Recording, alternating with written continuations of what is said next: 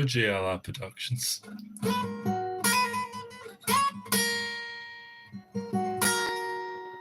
don't know why I did that voice. Yeah, the point of the stream is basically just I was working on a song earlier, right?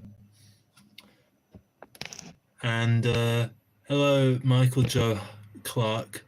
You've got a crown of #1 next to you for some reason. I don't understand what that means. How'd you get one of those? Mal, hi. Hope you're well. Oh yeah, I should probably do the thing where I sort out the chat, because sometimes it likes to only show top messages. Oh, Mal's apparently king #2 or crown #2. It means top fan. Okay. Well, thank yous for being two very top fans. Although GLR Productions beat you both to the stream, so really he should be top fan.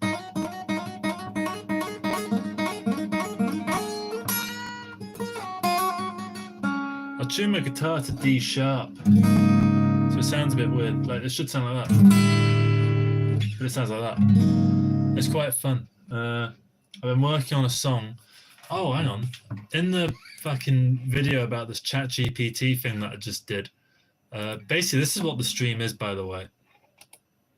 The stream is basically just because this this video, right, well on views, and this is a bigger video as far as I'm concerned. I know it's like the same as all the fucking other ones, right?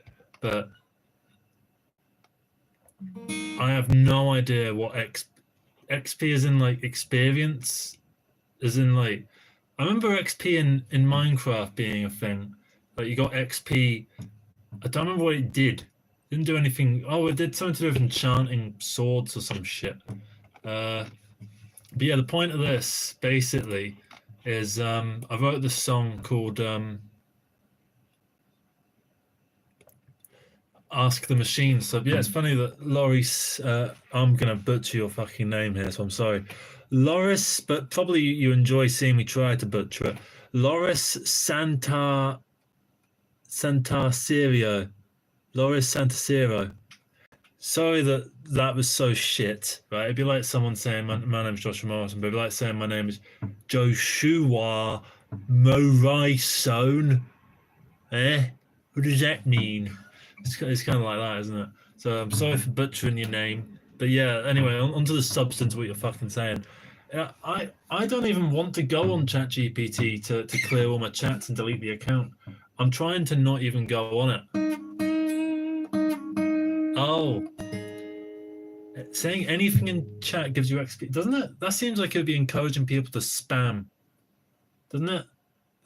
To me, like if I wanted to be someone's top fan, I bet Mr. Beast or whoever does live streams, Vouch or some big live streamer, right? They get a load of people just like pressing just pressing a button and just sending it, send, just doing that, right? Do it as much as possible, you know, just so they can get the highest number. I mean, it's cool that you got the numbers, and I'm glad that you're all here, being part of this little music thing. And thank you, Michael Joe Clark, a very easy name to say. Thank you for watching the videos, means a lot. I like the fact that, you know, people engage with this stuff. I don't know, it's been a bit of a sort of nothing day today. You know those days where there's not much going on. So I kind of went looking for like stuff about, you know, the big video, use the fact that nobody knows who you are to your advantage video, right? I kind of got bored and I thought I'd look up some stuff about it, and I found that there's all sorts of weird shit. Like there's this thing called cider.ai, right? Thank you very much, Teb LJ, for liking all the things I do. I mean, it does mean, I know I'm saying that like I'm just reading off a fucking script, like thank you very much, and that's what all the fucking live streamers do. They go, oh, thank you. Like even Limmy, I like Limmy, but he goes, oh yeah, thank you very much for chat. Thank you for the splebs or whatever. But anyway, I found this, right? I don't know what the fuck this is, right? But it's not the YouTube player. Advertising lies It's in me. its capacity to foster comfort and acceptance. The fuck is Prompting this? consumers to favor familiar brands over others. This psychological strategy is essential for cultivating brand You loyalty. can see it all written Building there. rapport through advertising resembles forming personal relationships. And my girlfriend made me this origami. Impactful communication to leave a memorable effect on potential customers. This underscores the significance of I've had enough.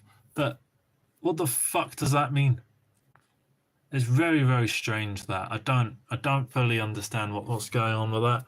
There's all sorts of weird shit. Right? There's this guy who's on Patreon who's just posted my video, but it's in Italian. The Kami Kang Gold Experience, right?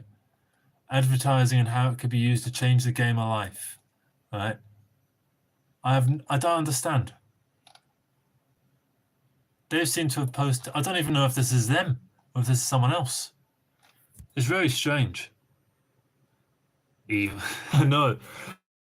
It's like, do you know what it's like? Did any of you play the first Rayman?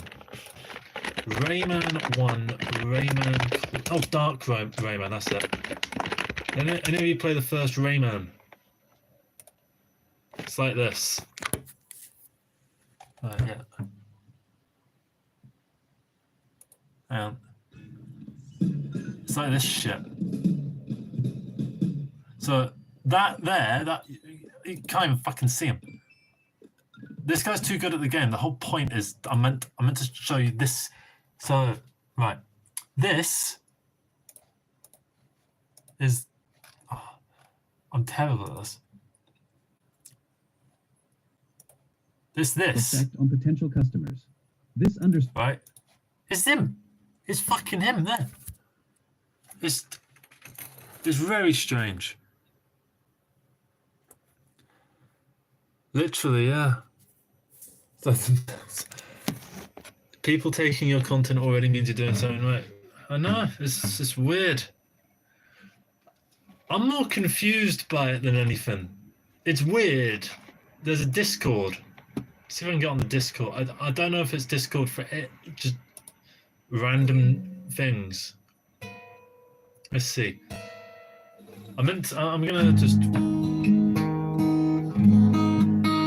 Oh my god.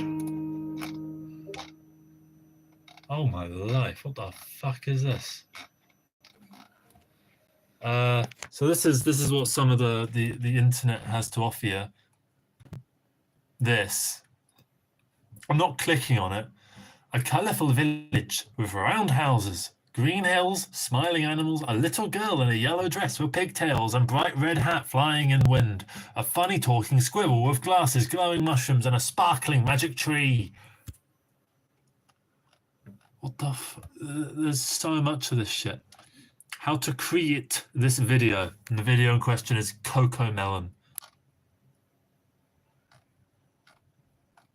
There's so much of it, right? And I'm worried I'm in here somewhere. I'm just another face. I feel sorry for these people.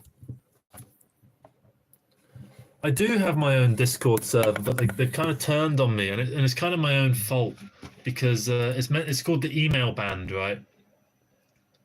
And I didn't put as much effort into the email band as I should have, mainly because I didn't think it was going to be that hard, and it turned out it was a really big thing to do. It was a big commitment that I wasn't really ready for. Yeah, starting an email band is actually really, really fucking difficult, and I thought it was going to be like a little easy side project that I could maybe invest like an hour's worth of work a week into. No, I need a lot more than that. I needed to get moderators in for the Discord and people making the Discord. And now, generally, I remember the last time I went on this thing, someone basically they'd all turned on me. Yeah, imagine making and promoting a server and then leaving it to die. What loser energy? And yeah, so sorry to the people in the email band. Yeah, my fault. That's completely my fault.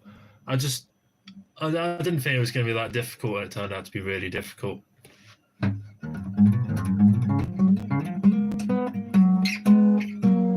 Yeah, I do want to start up again. But I'm just so busy at the moment, and now I know how big of a commitment it is. It's kind of fucking, and to be honest, every time I tried to do something, I kind of wasn't very good at it. Like I tried to do leads on a few people's songs. I tried to do I promised someone I'd do 12 string on their song, and I realized I'm not actually that good at music. Like I'm not good at the collaborative side of things. I can make stuff on my own. Like for instance, I can do this sort of thing, right? This is all the chords to a song, right, that I'm working on.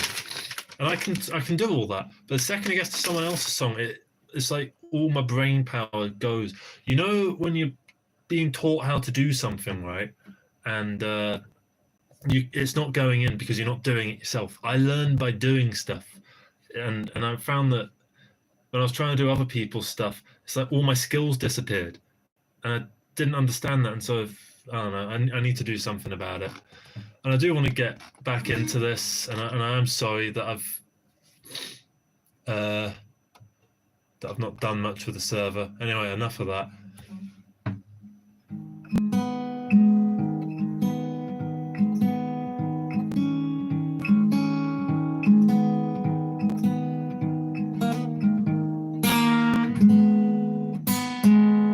I feel like that's something I know.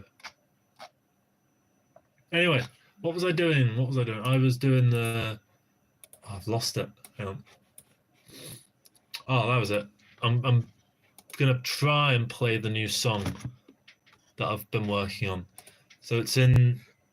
You can think of it as an A flat minor. I think it is. It's an A flat minor. There's 2 replies.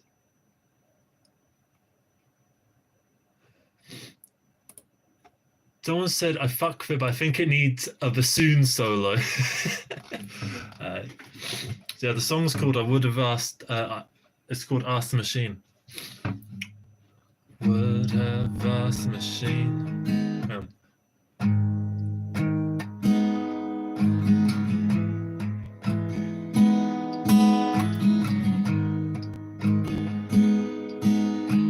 I got it.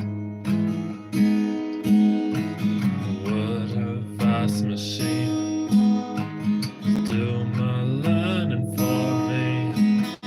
Would have asked the machine love my children when I cannot find the technology to say the words that I mean. I'm struggling with this. I can't play it and sing it at the same time. That's a bit of a problem. It's really difficult to play this and sing it at the same time because I've done this pattern.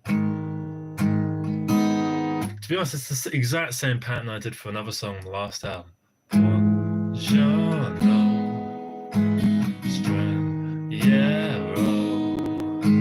The colors inside of me, riddled with disease. The would have asked the machine to do my learning for me. The would have asked the machine to love my children when I cannot find the technology to say the words that I mean and look them deep in the eyes, but I cannot find the text to speak. This is not getting played in open mic anytime soon.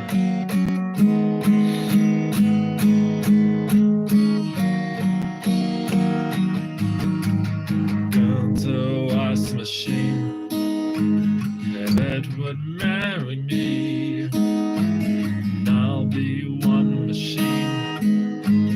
Crave the world, but I'm not there. I'm floating in binary, programmed to be happy despite everything that I see.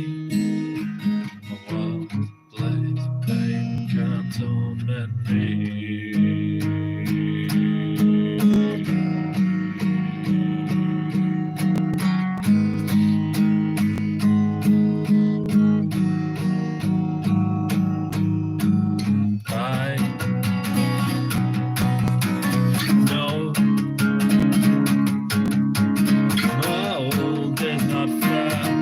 it's fucking difficult, this.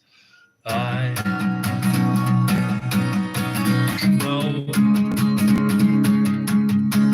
World is not fair. I give up with this. I can't play it and sing it at the same time, so I'm wasting all yours time by even trying. Josh Ref says, I made a couple song starts for that Discord. It got me motivated to start making music again, and I've been having a lot of fun with it. I still spend so much time with songs before moving on. Absolutely fucking same. This song, The Maze, I wrote in fucking January, and I'm still working on it.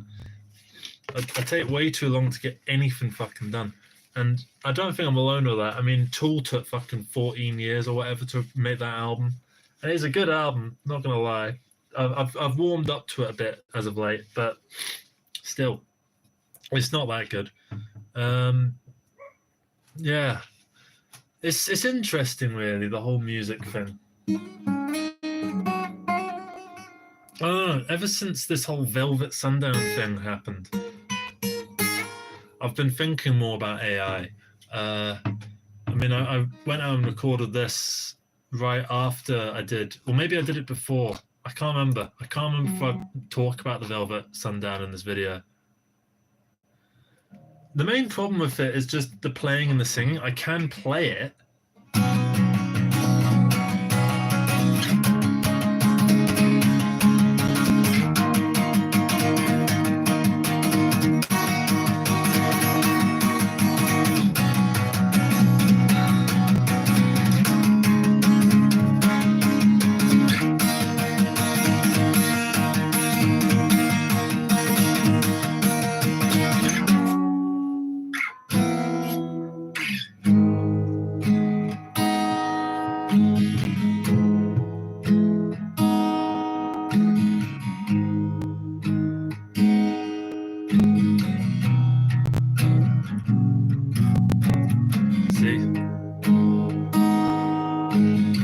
Sound all right. Just can't sing it.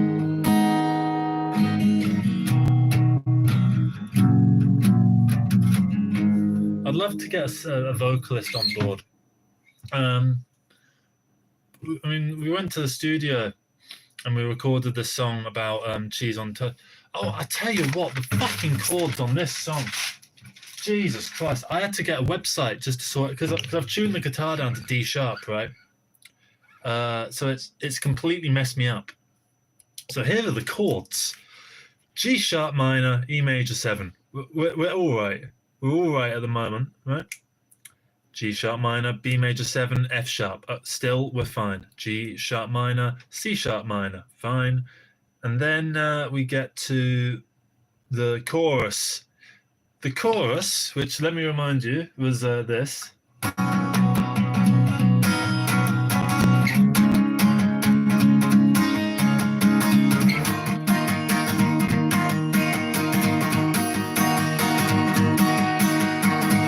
That is apparently B add 9, C sharp sus2, D sharp sus2, and D sharp minor.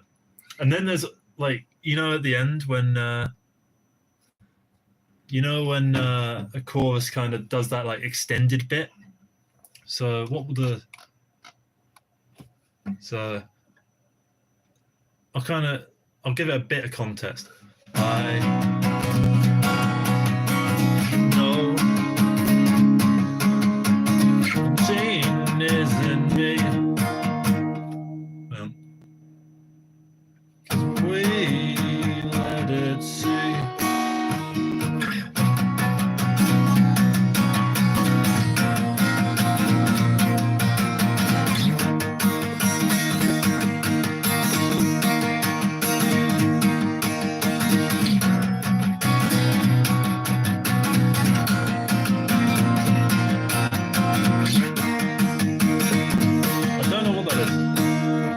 I'm not one of those that can just talk and play at the same time.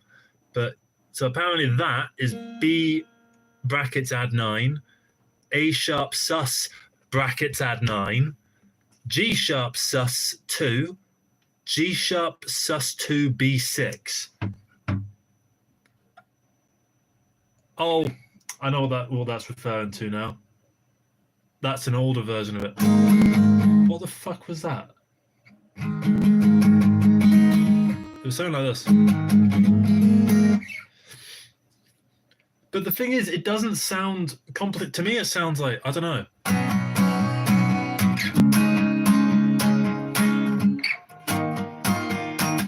Not Coldplay or Oasis. There's a band that it sounds like, and I'm not sure who.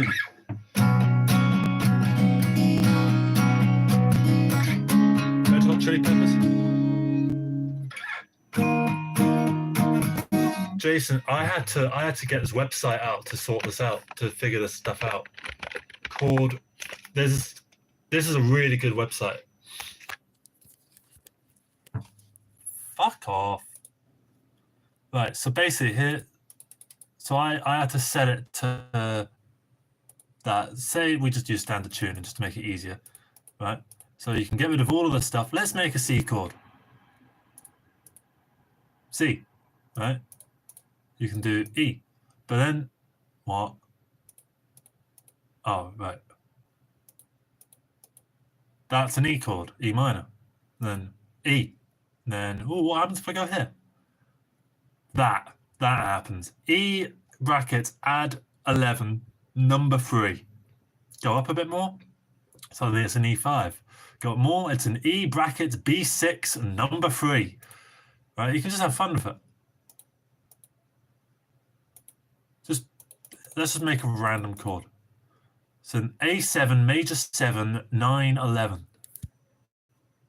It's called. The website is called ulimo.com, but look up chord maker guitar and it will come up. It's good for, I like it because I tend to mess around with chord, like what I can do around a chord shape. So say I like doing, for instance, if I'm in D minor, I like to do this sort of thing. I know for a fact that that's a D sharp, D sus4, and a D sus2. But if I didn't know that, I would have no idea what to even make of it. So, and then sometimes I like to go up. So,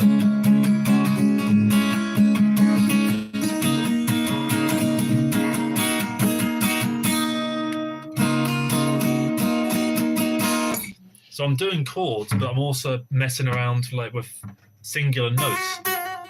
So let's make that chord. Let's get rid of all this shit. I've done it the wrong way around. And what? Oh, right, duh. That's a fucking D note. What do you want from, that's not an, huh? Maybe it is. Oh. Alright, so that's a D sharp, right? Like that. And then if I go down to D sus2, and if I go up, this is a D sus4, but it calls it a D sus. So now I want to know what happens if I go a bit higher. So this is apparently a D6 sus2. But there's also other chord names where you can sort of decide what makes more sense to you. So, like for instance, on this Ask the Machine thing, I used it based on like this, for instance, would be a D, but I guess a D flat because it's tuned to D sharp. Anyone who knows music theory is probably just like tearing their hair out of all my fucking videos. So it's interesting. It's just a good website. It's useful. I also have, this is where it just kind of gets into cheating, by the way. Hey up, core of a Deji Productions. Hope you're doing good. I'm doing quite well. Just thought I'd do a wee late night live stream for some reason. So I found VSTs. I've got my little list of VSTs, right? So I go in drum groove pack. I've got loads of things in here. This is just some big thing I downloaded off Reddit. And then chord pack is the one I wanted to show you. I like this because it's fun to just, it's got, these are progressions. I never use the progressions. but like triad are in C minor, so there you are, there's all of them. And it's just kind of basic. And once I get it up, it's coming up, VST. I was working on this song earlier. I came up with an 11-minute drum track, and then there was a power outage, and so I lost all my progress. So fucking great. I just realized I'm on the wrong one, so I meant to... Oh, this is a song I did called GB News. All about GB News, and there's no vocals or anything yet. This is lo-fi. I don't even know what you can hear there.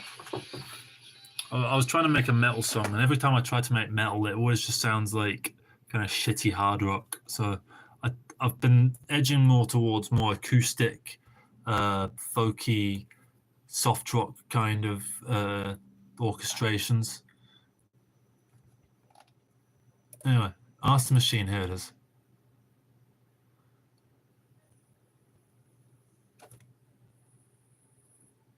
I use Reaper, Day Up Skyclad. Also once played in CG. Do you mean like it's like just CG? Anyway, what I'm doing is you see all these little lines here. So this is just literally all it is. You go on that thing that I showed you. Where was it? VSTs, chord pack. Let's just grab some random fucking chord, right? D minor 7 or whatever that is. Bring it in, and it's just there, right? And it's useful. But I don't literally just keep them there. Sometimes you go into them and you think it doesn't quite sound quite right, so you have a look at it and you go, oh well, this is a bit too close to. Say, I tend to have a look at it, right? And I think, say this is a D sharp minor, so it's going to have a first, a fifth, and a third. So I look for the root, which would be down here. That's usually the bottom one. And then there's that there. That's also the root. So we got 3 roots and a fifth. So this is very root heavy. And the reason I think it's so root heavy is because it's dealing with a lot of extra bits on top of it. So this is the B add 9, right? So E and then C sharp, which would be the second, right? So, and bear in mind that the 9 is basically just the second but up an octave, essentially. So that's our 9, that one there, right? And then F sharp, I presume that's our third, and then we've got another octave, and then we have our fifth, right? And that's, but when I dragged it in, like all these yellows were basically right next to each other, so I spread them out a wee bit so that it doesn't just sound like mud. Because if you get it like right next to each other, it just sounds like, it sounds like this. Right? Imagine you got something and it just sounded like, hang on. Well, that sounds fucking awful, right? It's a basic diminished chord, but I'm using it to make a point. Like these are useful, but doesn't sound very good, right? I also learned, I don't know what this technique is called, right? It's probably not got a name. Probably just called hurting your wrist.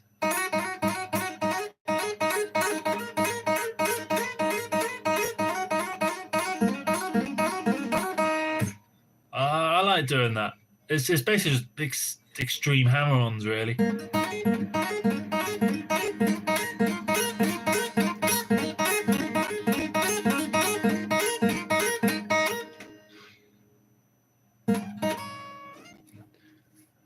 I did-ish. I'm going to see if I can remember any of it. I'm going to look it up again. King Crimson.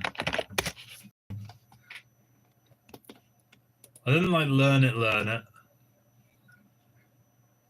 I managed to play the riff for like a second. Let's see if I can get it. Oh, it's annoying because this guitar's in the wrong key. Fuck. Oh well, fuck it.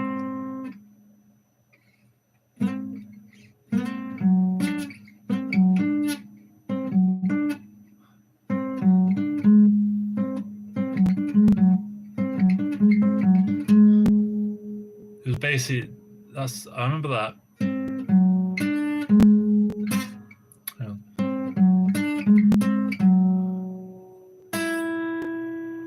Oh, I'm getting there.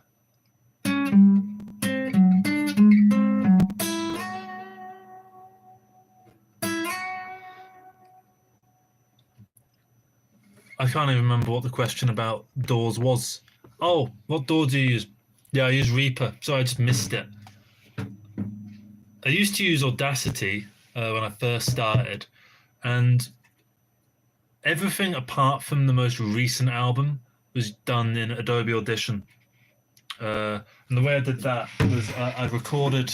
It's a really stupidly long process, but I used to record into this, like through the XLRs and have the microphone and stuff set up, which meant I got through batteries. I spent about probably £200 on batteries over the course of about 2 years, right? Because this thing eats batteries like nothing else. And then I broke the one I had, and then I bought a new one. This is the new one. And after a while, after getting the new one, I kind of thought, this is stupid. I'm going to spend loads more money on batteries. And I just thought, maybe it's time to invest in a DAW. My ex-wife bought me a Focusrite Scarlett Solo, right? And then we stopped seeing each other. So I had this Focusrite just sitting around, and I kind of didn't bother with it. But eventually I kind of thought it's probably quite useful, that, and it turns out it is. So cheers for that.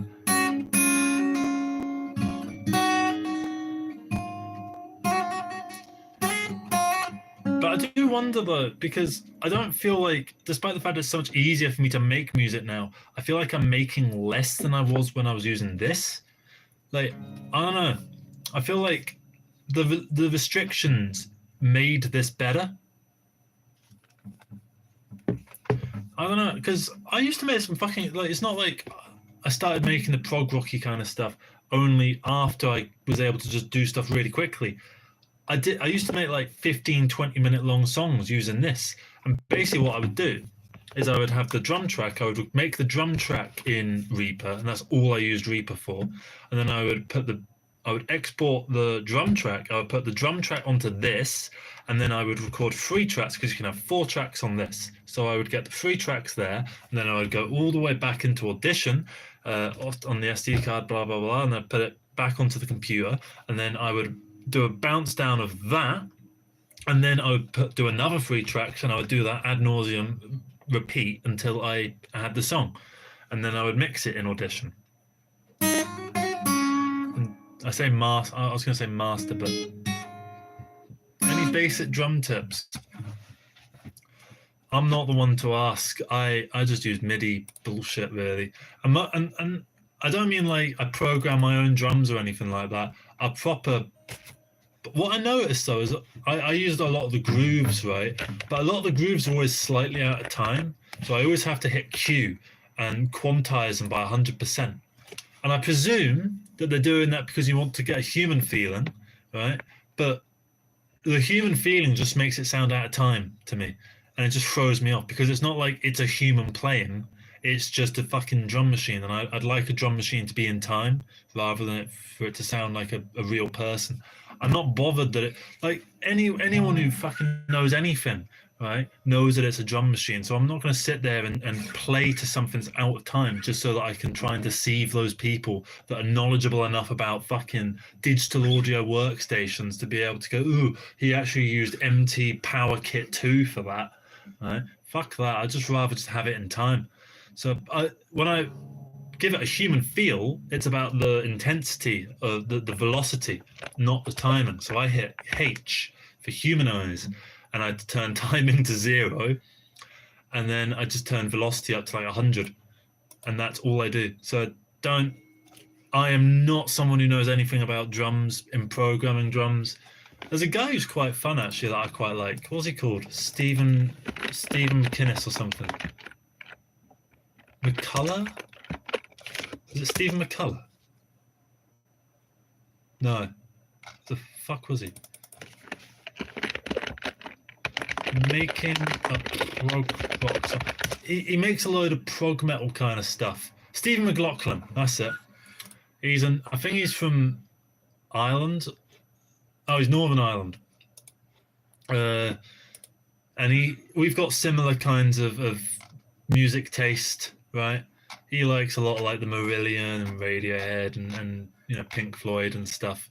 But it's a really good channel actually. I'd recommend you watch this channel. He's really good. He just like he makes a song and just shows you every single step of the process. Really good, and they're long videos, but they're kind of relaxing. At least I find them relaxing.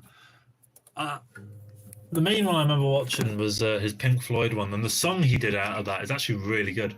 I like it. I can't remember what it was called. Yeah, it doesn't really matter. Yeah, I've been noticing my guitar cables have been making a few cracklings lately. I always try and like get good ones as well, like what they call D'Addario cables, because I used to have like really cheap ones, and they just went bad in like a month, and those were my first set. So I thought, right, well, I better get some good ones and hope they last for life, but they didn't. And then I think I gave them to someone because they were kind of broken, and I thought, well, they could probably get some more use out of them than me. Lately, I've not actually been playing as much electric guitar, but I'm doing a lot more acoustic-y stuff.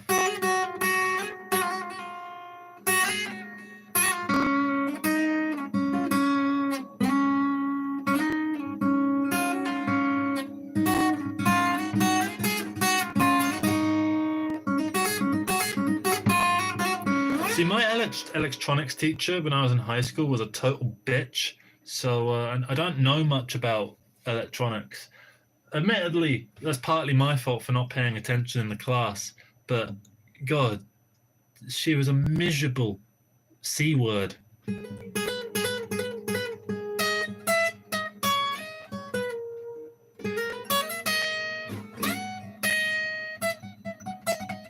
But also, I could have just learnt more after the fact. I need to.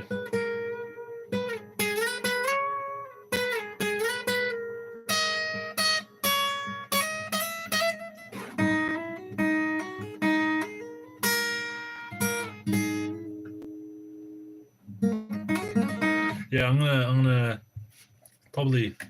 What am I gonna do? I feel like this stream isn't really going anywhere. Tell you what, if you have any questions or anything you want me to answer, any bad takes that I've done in a video or whatever that you want me to talk about, or any weird shit that you're interested in asking, tell you what, ask it by 23:05 or 5 past the hour, right? And I'll answer it. And then once we've done all that, I'm gonna head out.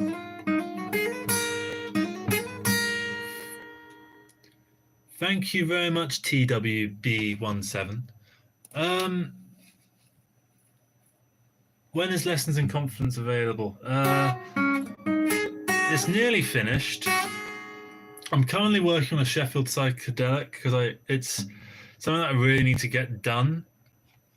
But I'll tell you what, I'll show you some of Lessons in Confidence because I've talked about it a lot, but I feel like it's been so long that people probably think that it doesn't exist, and it definitely does. So I'm gonna load up the project just to prove that it exists. Right.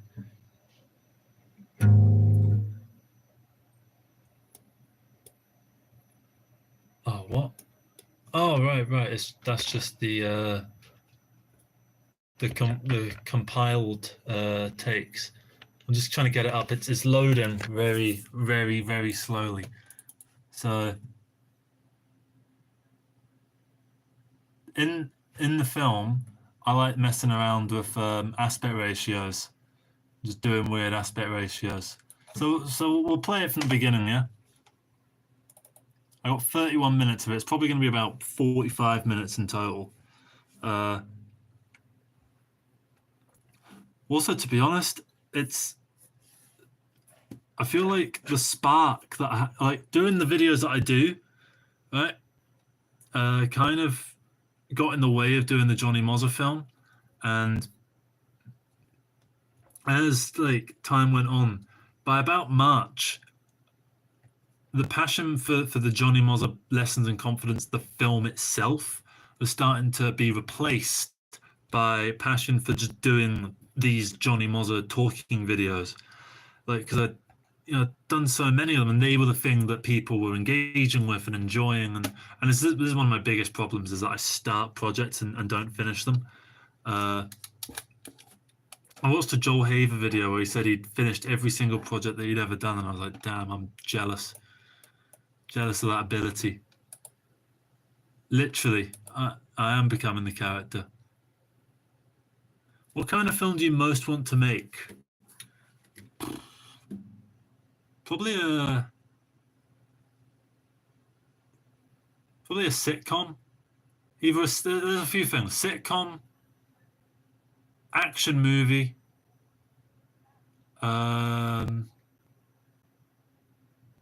What else would I like to do? Maybe a horror film, like some schlocky, bullshit slasher movie. Dumb shit. I don't want to make high art. I don't want to make anything that means something, that has like some greater depth to it. I just want to make stuff that's entertaining, that makes, that resonates with people, that people enjoy. And, it's not that there can't be deeper meanings to anything, or that, they can't make you think. But I don't particularly care about like big, serious things. Like one of my favorite movies is Alan Partridge, Out for Papa. What did I watch recently? I watched The Sum of All Fears. Right, it's like this Tom Clancy political thriller type thing, and it's probably total bullshit. Probably total bullshit. Right, the way that the politics of it works. But I loved the film. I thought it was like one of my favorite films of this year. I watched 28 Years Later. That was good, bar the first and the last 5 minutes. I need to review that actually, because I had some thoughts. I should probably do it while it's still out and new and relevant, but it's probably too late already. The Phineas King videos. I want to continue the Phineas King videos, but I feel like he should have short hair, and I need to get the Johnny Mozza film finished first. So I want to finish the Johnny Mozza film and then do like a series 2 of the Phineas Kings. Also, because I need to come up with some more stuff, some more ideas. At the moment, politics is depressing me a wee bit. Like with all this Palestine, like the Bob Villain thing, right? And then I made a post about it, talking about how they're kind of in the right. And then I found out that there's a load of Zionists that watch my videos. I was like, oh, that was a bit sad. So, politics is so divisive at the moment. I mean, it was a year ago. It's not like anything's changed. But I don't know.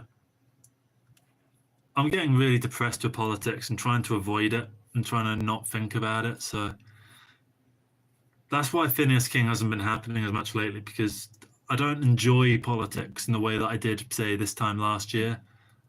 It's just a total misery fest for me at the moment. Like, say I did a Phineas King where he takes a piss out of transphobes or something like that.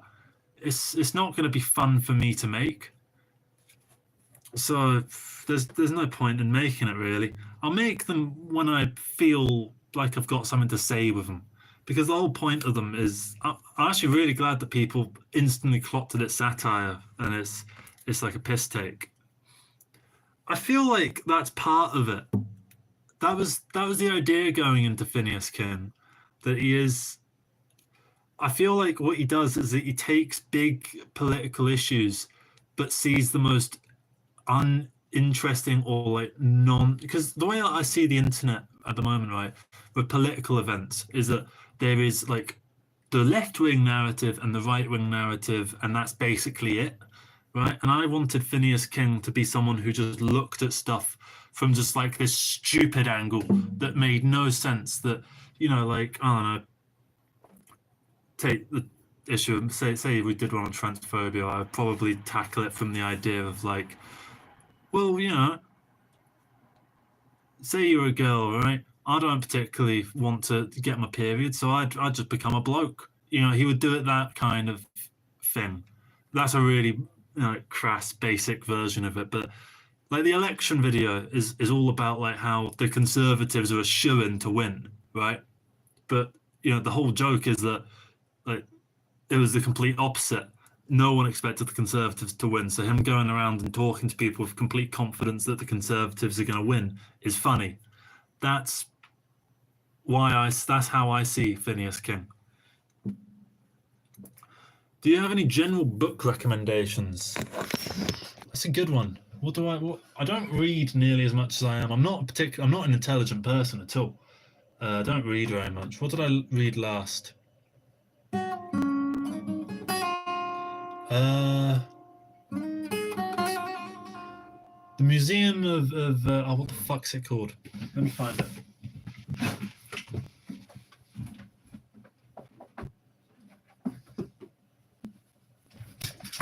Get the fuck out of the way. I didn't get very far into it. I got like maybe 50 pages into it. Museum of Innocence. I went to Istanbul a few years ago, and my mate was like, let's go to the Museum of Innocence. And I was like, oh, cool, museum. Sweet, sounds fun. Go to the museum, right?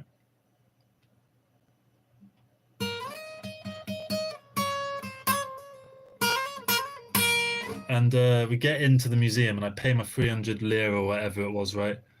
And I see this big wall of like what looks like bullet casings, right?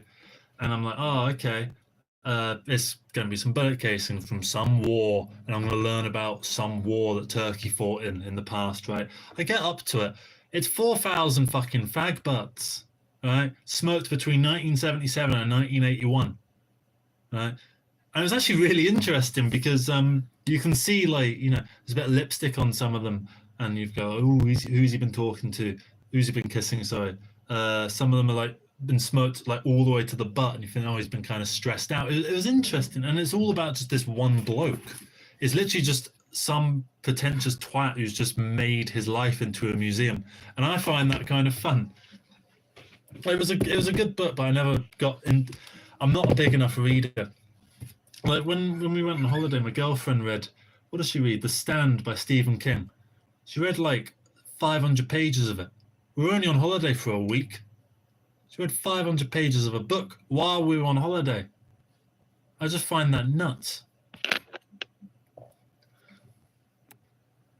I would like to hone in the political satire because I feel like I was getting better at it as I went on.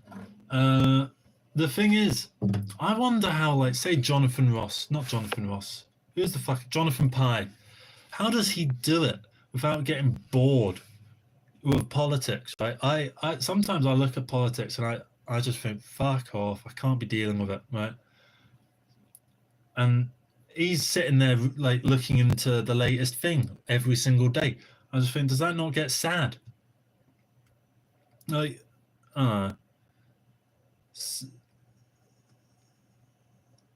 Zero Carver says, what about movies? What's your taste? See, when I first got into film as a film student, I had that phase of like watching really pretentious shit. But even my really pretentious shit ended at about like Ivan's Childhood.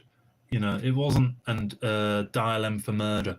These aren't particularly like niche films. They're quite famous films. So I was never like really that into the artsy stuff. I like Bad Boy Bubby is quite an arty film, I'd say. I don't know how arty it is, but it's fucking fantastic. Bad Boy Bubby, I'll tell you what, Bad Boy Bubby might be one of my favourite ever films. It was on YouTube for the longest time, which I find kind of surprising because in the first 3 minutes there's a scene where he has sex with his own mother, where his mother rapes him. Yeah, this film. Fucking fantastic, this. This is going to make it look like the most art house bullshit film ever, but... Christ, I'll bet your brightness. It's not selling it, is it? It's really not selling it like that.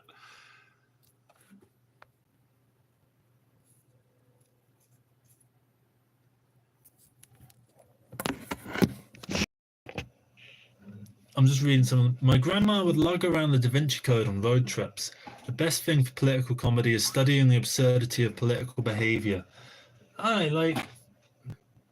What's the story that I read recently? Okay, it's not one I read recently, but for instance, Virender Sharma is a corrupt piece of shit who runs Ealing South, which is the borough that my parents live in. So whenever I go to visit, I care about that area, right? And basically, he wants to turn this place, Warren Farm, into a load of football fields for this football team called Southall FC. Okay, so Virender Sharma wants to knock down this place called Warren Farm so that he can build a load of football fields for this football team called Southall FC. Now his son runs a football team called Southall FC, the same football team. And when they did this hearing at Ealing Council all about it, at the start, they say everyone who has a conflict of interest has to stand up and announce it. And Virender Sharma wasn't at that hearing. He must have been sick or something. I don't know. He must have been really ill, right? Just like little local shit like that I find really interesting. So you're far from generally considered masterpieces like Tarantino, Scorsese. I don't care about Tarantino and Scorsese. Like, yeah, Pulp Fiction's a good film. I've seen that 3 times, and I liked a bit of Kill Bill. Kill Bill got a bit too artsy for my liking. I liked what's the one he did about the bloke in the car that kills people? That's got a really good chase sequence. Death Proof. I like Death Proof. I liked. What else did he do? Martin Scorsese. I can't be doing with him. I don't really like much of what he's done. Let me think of some films that he's done, because he might have done something that I've not thought of. He did The Wolf of Wall Street, which I liked. I know probably you're thinking, like, what about Goodfellas? Goodfellas is whatever. Taxi Driver is good. Goodfellas it doesn't interest me at all. I've tried watching it about 5 times because it's meant to be such a fucking masterpiece, right? I get bored of it by about an hour in. Like, the whole crime syndicate mafia bullshit, I don't care, right? It just doesn't interest me. Oh, he did Shutter Island. Shutter Island was good. Gangs of New York was all right. I'm having a look. They say that the Joker movie was a rip-off of it was here. I've just seen it. The King of Comedy. They say it was a rip-off of the King of Comedy. I'll tell you what, Joker is kind of a rip-off of Bad Boy Bubby. So if you liked Joker, watch Bad Boy Bubby. And if you didn't like Joker, watch Bad Boy Bubby.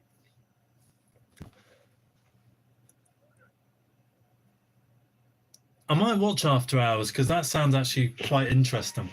I like stuff like that. Your video vibes remind me of Ian Hubert. That name rings a bell. I'll have a look at him. Oh, I've seen this guy around somewhere. But where? He's done a video that I've watched. Oh, Jesus Christ. He's done something that I've watched. Salad mug. I don't think there was any of this. It wasn't this Blender stuff. Maybe it was.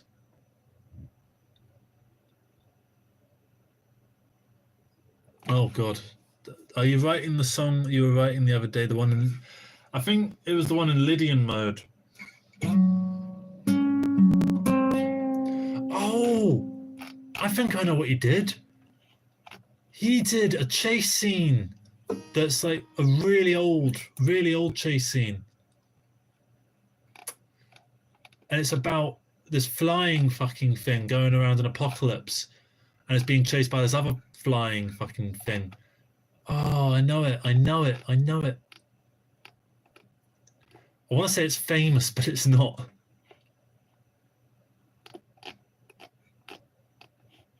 He's got a song called We Are the Squirrels. See if it's any good.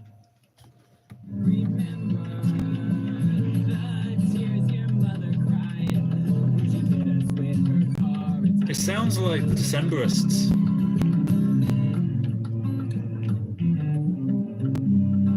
His voice really sounds like the bloke from Decemberists. I don't know what key it's in.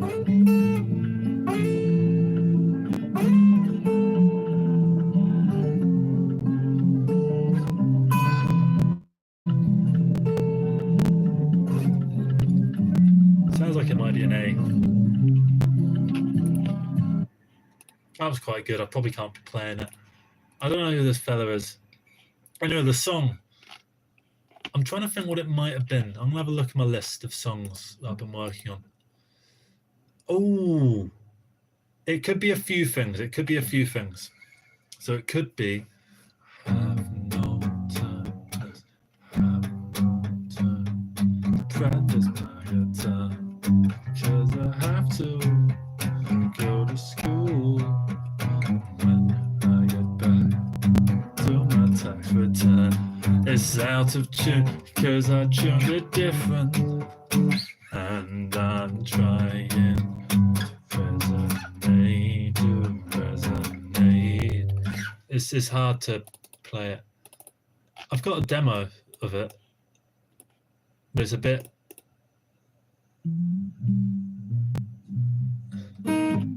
Oh fuck! It's gone on for an hour. This. Yeah, it could be this. I feel like we're talking about the song "Big Word" though, which is a song that I'm doing about my girlfriend, because well, love is a big word, and you know.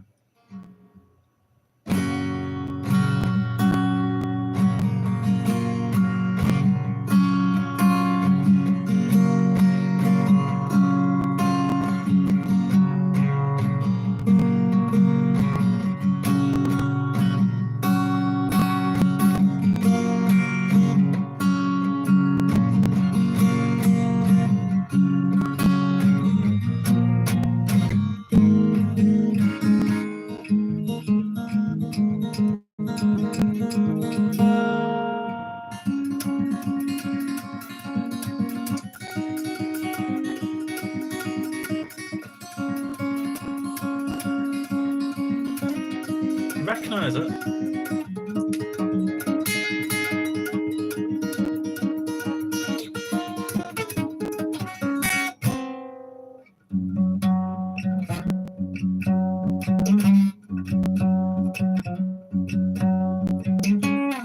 That's kind of how Big Word goes.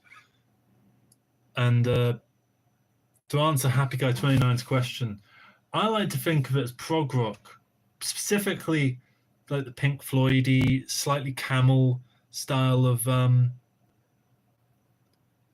prog rock. Like, not, I hate Genesis, for instance, and I'm not a big fan of Yes.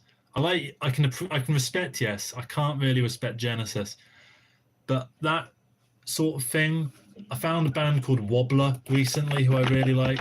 I've been getting into Riverside. There's this Polish band that's really good. There's a song called The Depth of Self-Delusion. I'd like to do stuff like this. That's what I want to do.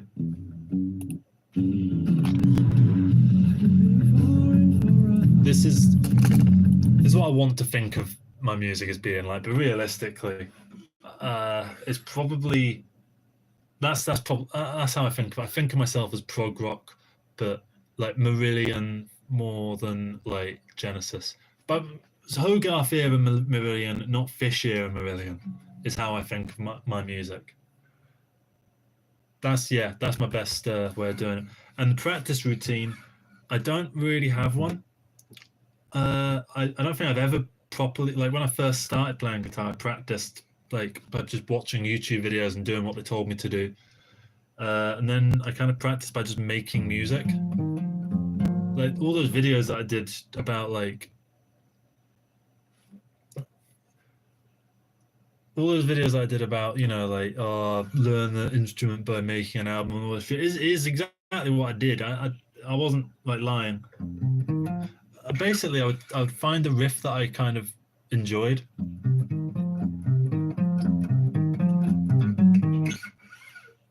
So I did that. I would just kind of, and then I would kind of like try and make like another song, but with the same riff, but the riff's a bit harder. So instead of,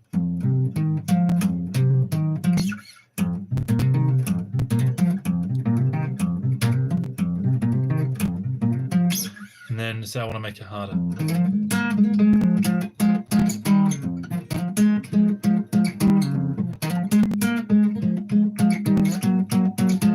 So I'll just try and like add extra bits to it. Also, I like to fuck around in scale, so you can do the same thing. Like, so that's all in minor, but I could, like, we could do the exact same thing, but it's major. Minor. Major. So that's kind of how I like to think about it. And I started to learn I used to, when I was playing like scales and stuff, I would literally Google like C# minor scale, and I would have it on the screen, and I would play, and I'd be looking like that, and I'd be recording, and I'd be like,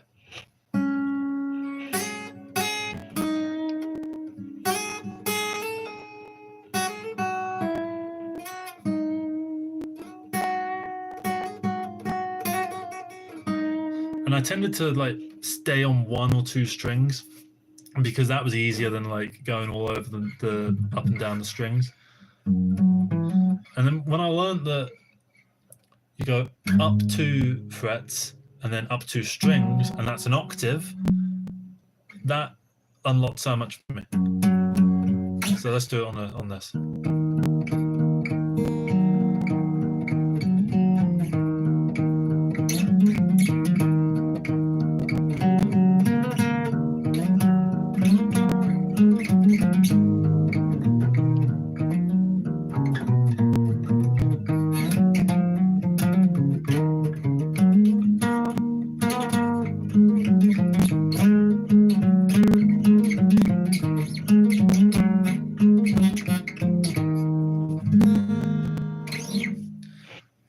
So that's kind of, that was useful. And then basically, instead of going up 2 strings, you got 1 string. That's a 5th. So you can just have fun with it like that. And then 3rd is up here, but also 3rd is like up here. So you got 2 options there. That's also a 5th, because think about it, right? So here is, we are on, let's use just the E thing, right? This is E, because I've tuned the guitar differently, sorry. So E, go up 2 frets, and then up 2 strings. So that's E, right? And then you go up 1 string, that's B, so that's the 5th of E. And basically every chord will use a 5th and a 1st, right? And if you do the same rule, but go in reverse, where you're trying to find an octave, you go down 2 strings, and then down 2 frets.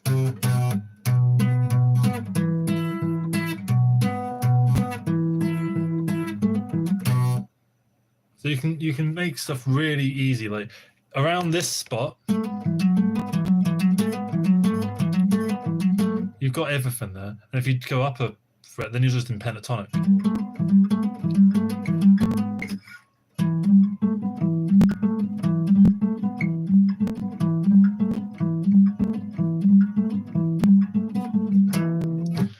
Does that make sense? That's how I think of it anyway. I think in scales. I know some people think in chords, where like they'll have, say, an E minor, right?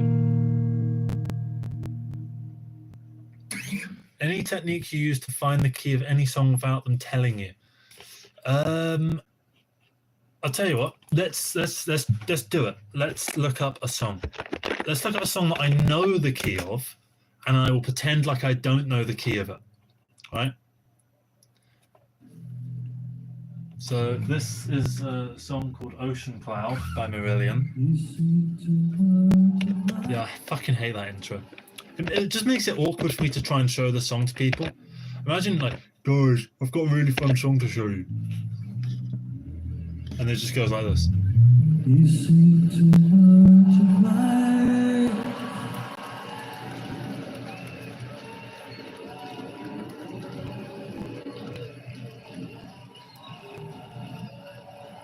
Like that's the way the song starts. So I know what key the song is in, but I'm not going to tell you yet. Can the song fucking begin? Right, so what I try and do, I try and find one where they're playing the guitar. Here we are. Or bass, that works. So he's going down. Kind of looks like he's on the 3rd fret of the E string there. Oh, there we go. We can see he's definitely on the 3rd fret of the 2nd string, which would be a C. So he's playing a C right there. And then he did a little flick upwards up to the 7th fret, and then he went down. He's staying on the same string. So take care, Brian. Hope you enjoyed that video. So I look at the thing that they're playing. So because I'm just going to pretend like I'm an E. Fuck it. So I'm following what they're doing and trying to see what fret they're on. If I can see what fret they're on, I can get a gauge on what they're doing. So particularly if a guitarist plays a bar chord, bar chords are generally either the 1st or the 5th of whatever it is. So say you're on an E, right? Or it's the 5th, right? There's not really anything else you can do. Obviously, you can do other things. You can do variations and, you know, all this sort and inversions and stuff, right? But it's all still of the 1st and the 5th in most cases, right? So that helps. If you can see someone do a bar chord and it's like up here, right? Generally, you kind of know that that's going to be a D sharp. Because I am on, if you see, I'm on the 6th fret, right? But some guitarists, they're fucking annoying, right? And they'll tune their guitar to like bullshit, like C sharp, right? King Gizzard are the fucking worst for this, right? The amount of songs that they've got, well, I'm trying to figure out what they're doing. I'm trying to play the riffs. They seem like really simple riffs, literally like. And then I'll look it up, and it's all in C sharp, or it's in like drop C or whatever, and it's just annoying. I get annoyed at them, not for any justifiable reason, because it makes it fucking personally harder for me, because I'm not very good at like perfect pitch or anything like that. Don't know any of it, right? But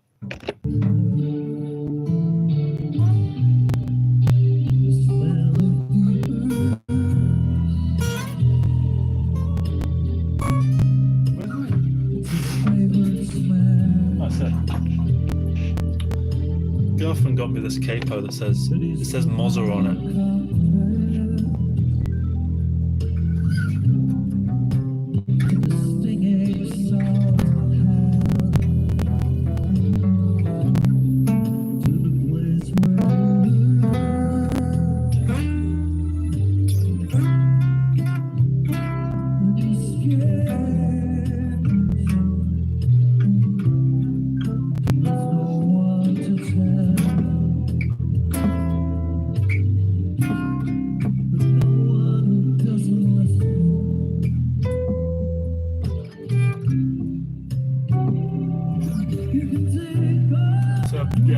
That should give you an idea.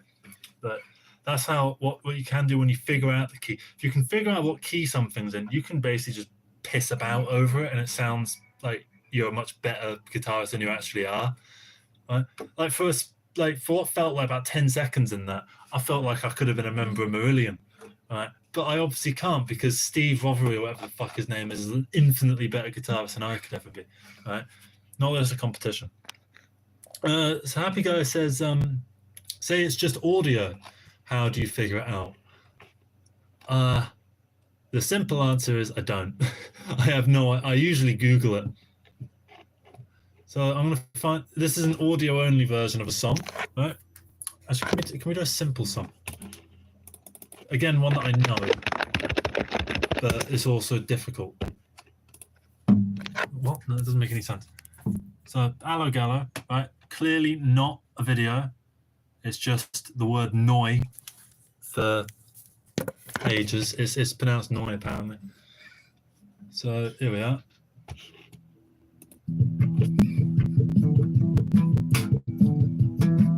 So I know it's an E, but let's pretend like I don't.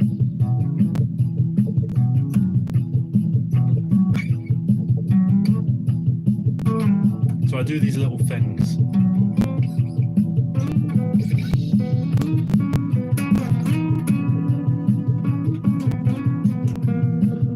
Now that sounded right when I did that little thing at the end. You heard that? So when I did that final note, it gets me thinking, right, I shouldn't be on the, I think of it as dotted frets or undotted frets. So the undotted ones work better.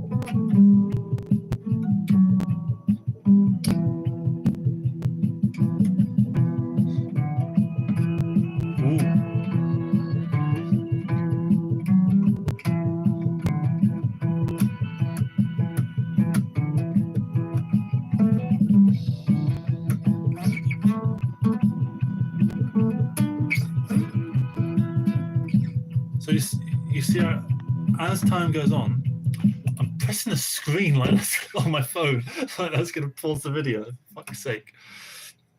And that's how I kind of work it. And so you get some things wrong, and some bits sound terrible, right? Like.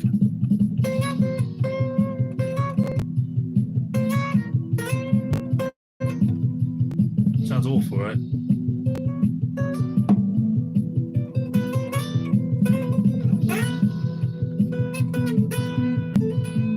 Yeah. Basically, you listen to stuff and it sounds bad, and the more that you make stuff that sounds bad, eventually something will sound okay. And then when you hear that thing that's okay, it's like you cling onto it, right? But like doing lines, you know, when you're in school, they make you do lines, and you know, like Bart Simpson or whatever. And he's like, I will not be bad or whatever. And eventually, like, the more you do it, right, the better your handwriting's getting, right? It's a really shit analogy, but it's kind of like that. And yeah, tomatoes, I fucking hate that as well. It's so annoying because something will turn out to basically being like G sharp and a half, right? Because they've slowed the tape down or they've modulated it weird. And some songs like are a lot more complicated than they let on just because of that, right? It might be that they're literally just playing this. And you think that it's some fucking hardcore symphony or something. It's not. So yeah, that's kind of what it's like improvising over stuff. And also, with regards to learning and practicing, I just sort of like to get new little tools in my toolkit. So one of the first ones was being able to do that fast.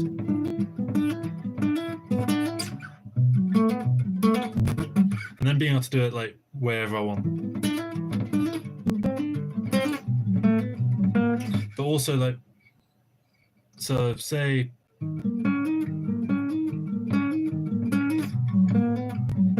reason that I'm doing it down the half fret like that, in the major sort of sense that we talked about earlier, is because I know in this scale that there, say this is the root note, so it's the same as that, root note, so 6th, 5th, right? But I'm doing that from here, so it wouldn't make sense for me to do that because that's not in the scale. So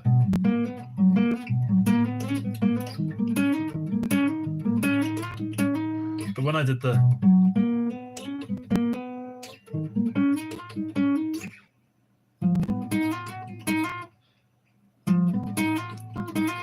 it's all about scales for me. Everything is the scale, and sometimes you can modulate the scale, or like for instance the song Big Word that I've been working on for my girlfriend, right? And the whole idea of it is it's G Lydian, right? But G Lydian is also F sharp Phrygian, so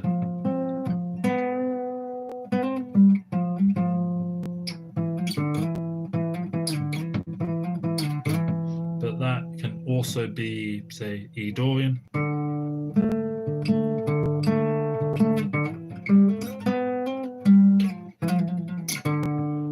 Right? Which can also be D major.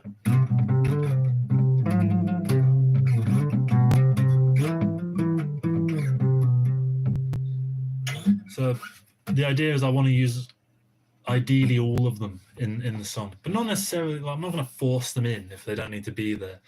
But it's nice to be able to shift them around. I've used G Lydian, F sharp Phrygian, D major, and I think there's a very brief bit of A Mixolydian in there somewhere, which is basically just this riff. That's it, really. There's no other difference to it, to be honest. Yeah, I'm gonna leave that there. I'm gonna just quickly see if there's any new messages or anything like that. I think I've answered everything. Oh, didn't mean to hide the chat. All right, that's it. I hope you enjoyed this. Every time I do a fucking live stream, they end up being longer than I think they're going to be. I called it quick. Oh yeah, because you're combining two scales, but there's the same notes. Everything's exactly the same. It's just where you're moving the root note. So you could even think of it as like different chords change mode. That would be a bit mad to think about. But say you do like, I don't know, a basic G major to fucking, I don't know, D minor, right? You could think of it as like you're going from G major to D Mixolydian or some shit like that, right? But obviously you're not. You're in G the whole time. But the whole point of the song is that, you know, you say if you sat in that D for like 2 minutes straight, is it still G major? God, can you imagine if I did a long stream, how fucking long that would be? Rush Limbaugh.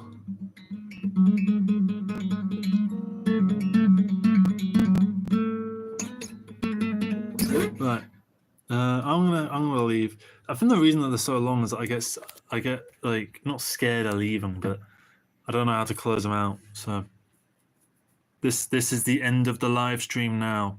Thank you, I Eat Tomatoes. Thank you, Jumbo Mesa. Thank you, Happy Guy 29. Thank you, Tara. Thank you, JA. Thank you, Raphael. Thank you, JA. Thank you, Brian Namayo. Thank you, Grace is here now.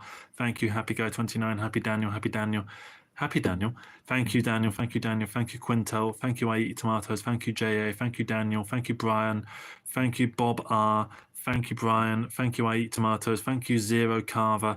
Thank you, Happy Guy 29. Thank you, Darion. Thank you, Zero Carver. Thank you, I Eat Tomatoes. Thank you, Jumbo Miser. Thank you, TWB17. Thank you, Zero Carver. Thank you, I Eat Tomatoes. Thank you, Jumbo Mazer. Thank you, Pieter. Thank you, Josh Ref. Thank you, Jumbo Mazer. Thank you, TWB17. Thank you, JA. Thank you, K4X1M. Thank you, JA. Thank you, Josh Ref. Thank you, Jumbo Mazer. Thank you, Josh Ref. Thank you, 4 Strong Cards. Thank you, Pietra. I can't be asked doing this anymore. This is the end of it. See ya. Thank you, House Delarue Motion. There's the exit button.